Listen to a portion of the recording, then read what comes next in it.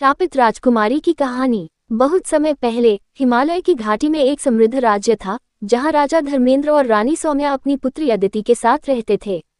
अदिति न केवल असीम सुंदरता की धनी थी, बल्कि उसकी बुद्धिमत्ता और करुणा की भी दूर दूर तक प्रशंसा होती थी। लेकिन उसकी किस्मत में एक अंधकार में मोड़ छिपा था।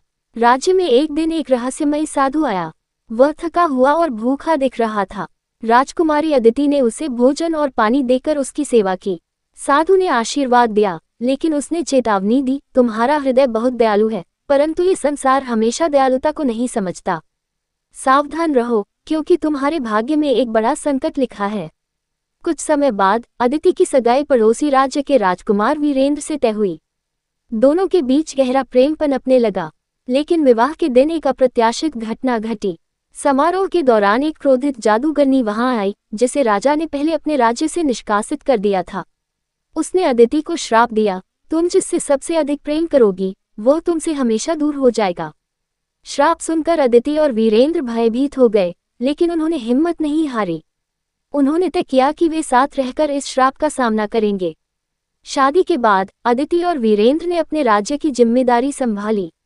लेकिन जैसे ही अदिति ने वीरेंद्र से अपने प्रेम का इजहार किया, श्राप अपना असर दिखाने लगा। वीरेंद्र को अज्ञात बीमारी ने घेर लिया और सारे उपचार विफल हो गए।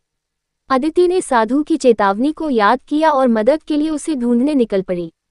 साधु ने कहा, श्राप को केवल तभी हटाया जा सकता है जब तुम अपने प्रेम का त्याग कर दो और दूसरों की भलाई के लिए अपना जीवन समर्पित कर दो। अदिति ने एक कठिन निर्णय लिया। उसने वीरेंद्र से विदा ली और राज्य की सेवा में अपना जीवन समर्पित कर दिया। उसने शिक्षा, चिकित्सा और न्याय में सुधार किया और लोगों की भलाई के लिए कार्य किए। उसकी दयालुता और बलिदान ने राज्य को समृद्ध बना दिया। वर्षों बाद जब वीरेंद्र पूरी तरह स्वस्थ हो गया, तब उसने अदिति के बलिदान को समझा और उसका आदर किया। हालांकि वे कभी साथ नहीं रह सके, परंतु अदिति की स्मृति और उसके त्याग को लोग आज भी याद करते हैं। शिक्षा,